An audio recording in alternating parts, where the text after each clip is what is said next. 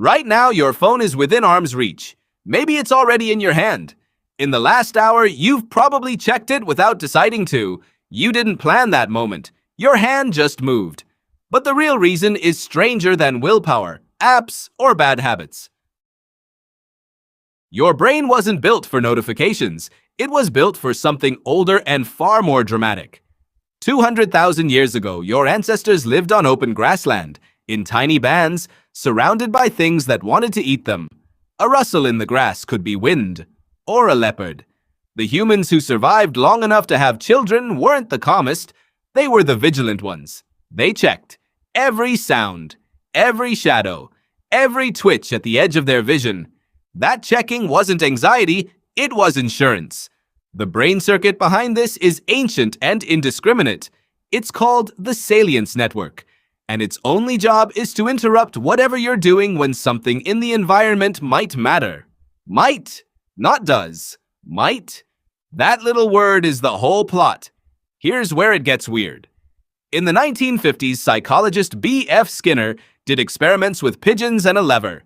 Press the lever. Sometimes food comes out. Not every time. Randomly. Skinner discovered that pigeons on a random reward schedule pecked the lever far more obsessively than pigeons who got food every time. Certainty calmed them. Uncertainty made them frantic. Your phone is that lever. You don't check it because you expect a prize. You check it because you don't know. Somewhere in your brain, the same circuit that once scanned Grassland for predators is now scanning a screen for the thing that might matter. A message, a like, a notification that never arrives. Anthropologist Natasha Dow-Schull studied slot machine design in Las Vegas and found something unsettling. Machines aren't made to make players happy when they win. They're made to keep players in the zone. A trance-like state where the outcome barely matters anymore. Just the checking does. Just the next pull. Sound familiar? Every pull to refresh gesture on your phone was modeled on a slot machine handle. Not a rumor.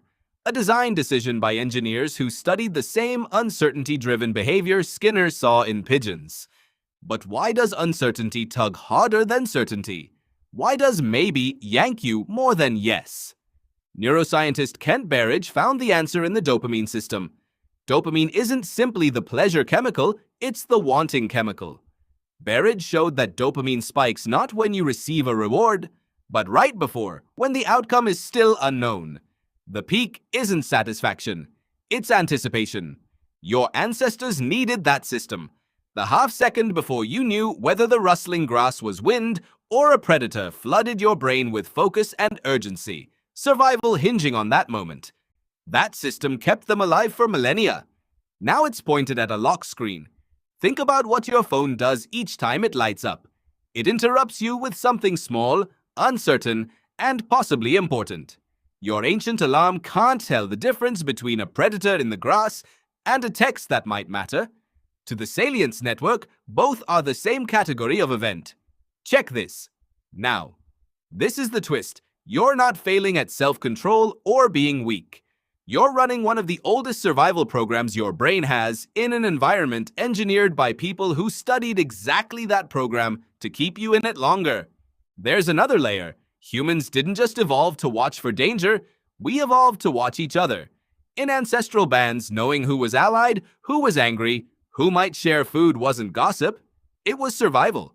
Missing that information could cost your place in the group, and losing the group could cost you your life. Every notification taps the same circuit. A message might mean someone needs you. A like might mean your social status just shifted. Your brain doesn't see 17 likes as math. It reads social signals the same way your ancestors read faces around a fire. So when your phone buzzes, two ancient systems light up. The predator scanning system asking, "Does this matter for my survival?" And the social monitoring system asking, "Does this matter for my place in the group?" Neither system has updated in 200,000 years. Neither knows what a phone is. Here's the part most people miss. The unease you feel when separated from your phone isn't about the device. It's the same discomfort your ancestors felt when cut off from their group or blind to nearby threats. Modern psychologists call it phantom vibration syndrome, but the feeling beneath is ancient. The sensation of being unwatched in a world where being unwatched once meant danger. You aren't failing willpower. You're executing an ancient survival routine in a modern engineered environment. So what to do? Willpower alone won't outmuscle a 100,000-year-old alarm system.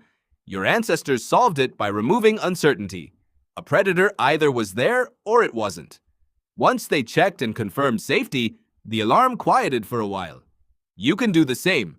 Turn off notifications that offer nothing but uncertainty. Move checking from random and constant to scheduled and certain. Once your brain learns there's nothing unpredictable waiting behind the screen, the ancient circuit calms, just like it did when the grass was only wind. Tonight, your phone will light up again. Your hand will move before you decide.